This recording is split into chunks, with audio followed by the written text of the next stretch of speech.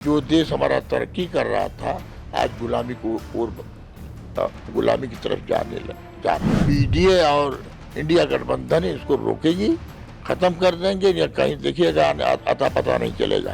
ये जनता चुनाव लड़ रही है, चार्जर पेपर लीक रोज हो रहा है, तो क्या करें?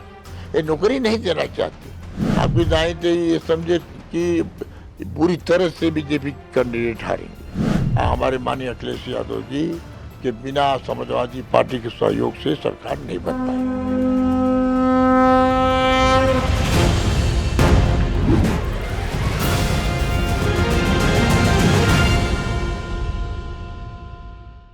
24 का चौधरी कौन लाइव हिंदुस्तान की चुनावी कवरेज में आपका स्वागत है। मैं हूं नीतीश और आज हमारे साथ हैं दुर्गा प्रसाद यादव।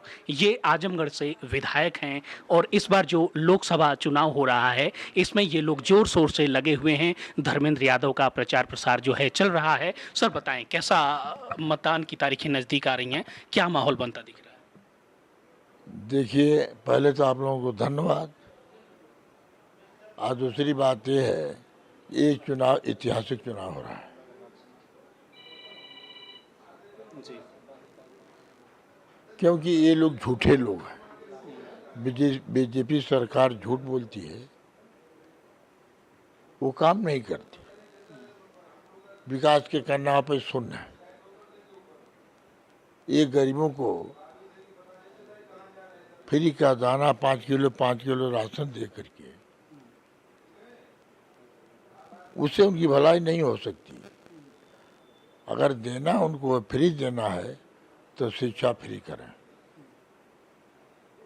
बीए बीएससी तक जो तनी पढ़ना चाहे उसको फ्री करें, और जो डॉक्टर इंजीनियर से लेकर ऊपर तक अधिकारी बनना चाहते हैं तो उसको सरकार को उसकी मदद करना चाहिए। ये 5 किलो राशन वाली जो बात है, कुछ लोग कहते हैं कि इसका चुनावी फायदा हो सकता है भारतीय जनता पार्टी को। इससे कोई फायदा नहीं है। ये सब लोग जान गए हैं कि एक तरफ सस्ता दे रहे हैं तो दूसरी तरफ निकाल ले रहे हैं। सिलेंडर के दाम कहाँ 400 था, अब वो हो गया शायद 1100 कितना हुआ। तो सब तो बढ़ा दिए। महंगाई के ना सीमा पर कौन सामान है जो सस्ता हुआ है? सब्जी खरीदने जाइए, दाल खरीदने जाइए तो गरीब आदमी उसको दाल नहीं खरीद सकता। तो अगर इनको काम करना चाहिए, अगर देश की तरक्की करना चाहिए, जो डॉक्टर भीमराव अंबेडकर साहब का जो संविधान है उसके अनुसार इनको काम करना चाहिए ताकि हमारा देश तरक्की के रास्ते पे जाए। संविधान को लेकर इंडिया गठबंधन की ओर से और सपा प्रमुख जो हैं अखिलेश यादव, उनका भी आरोप ये लगातार लग रहा है कि अगर भाजपा फिर से सत्ता में आई और 400 पार सीटें हुई तो संविधान बदल दिया जाएगा।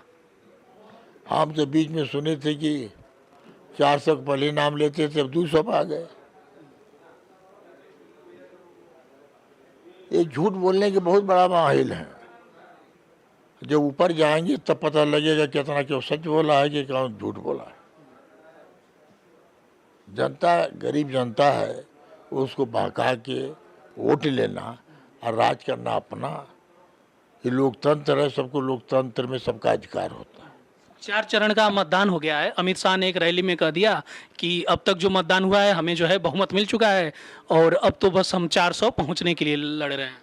अब पता नहीं कैसे कर रहे हैं, बीचों तो मालूम था कि तो आगे 400 के नाम नहीं ले रहे हैं, नीचे हो गए।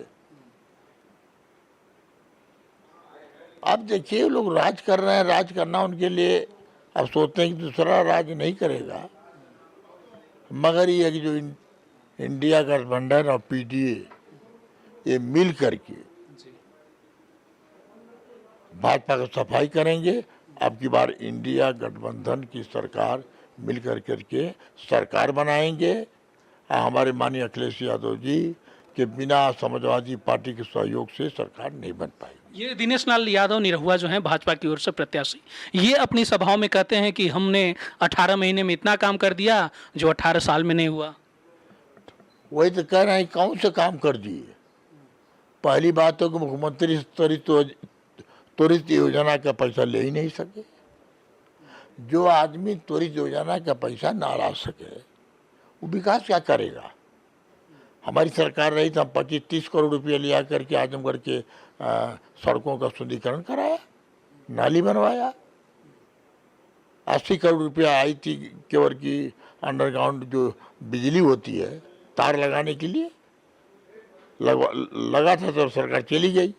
अब इसके लोग क्या कि पाइप डालने के नाव पर पता नहीं कौन ये गैस के नाव पर सब तोड़ ताड़ के रख दिए।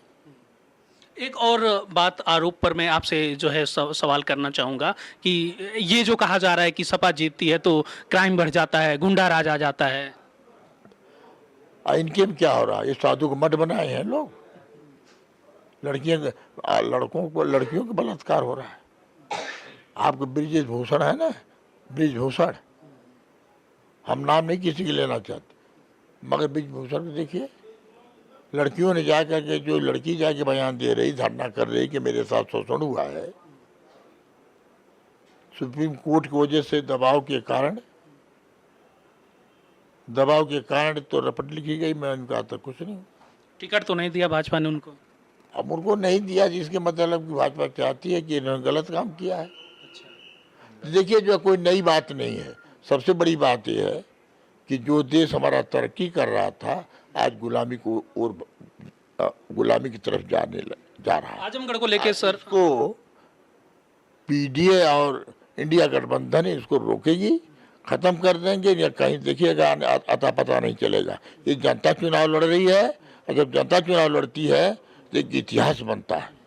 इसलिए अब की बार देश की आज़ादी भी हुई तो जनता ही लड़ी, किसान के बेटे लड़े, और सब उन्होंने जाके भारत को, हमारे हिंदुस्तान को आज़ाद कराने का काम किया है। तो इनको काम तो करना नहीं, सब नौकरियाँ तो बंद कर दिया।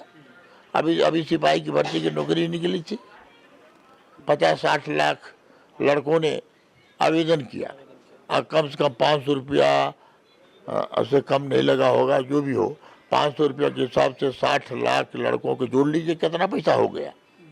300 करोड़ से ज़्यादा रुपया सरकारी खजाने में चला गया, और एक हफ्ता में फिर हो गया ये पेपर लीक आउट हो गया।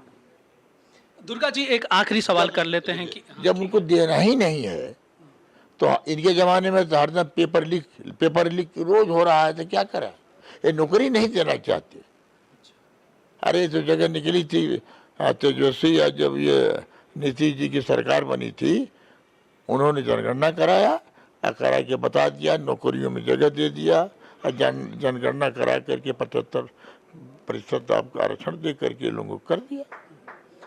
दुर्गा जी, एक आखिरी सवाल कर लेते हैं, चुनाव में क्या लग रहा है, धर्मेंद्र यादव कितने वोटों के अंतर से जीत सकते हैं, जैसा आपका दावा है?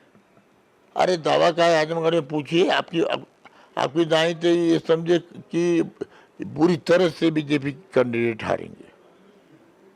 हम नहीं कहते कितना, मगर जब जनता चिल्लाने लगती है तो पता लग जाता है कि कितना वोट से हारेगी। ये हारेंगे, लाखों वोट से हारेंगे। ठीक है, तो ये हमारे साथ दुर्गा प्रसाद यादव थे, और इनका कहना है कि आजमगढ़ में धर्मेंद्र यादव की जीत पक्की है। अब बस आप 4 जून का इंतजार करिए, जब सबको पता चल जाएगा कि किस तरह से धर्मेंद्र ने अपनी हार का निरहुआ से बदला ले लिया है। आप लाइव हिंदुस्तान के साथ जुड़े रहिए। नमस्कार।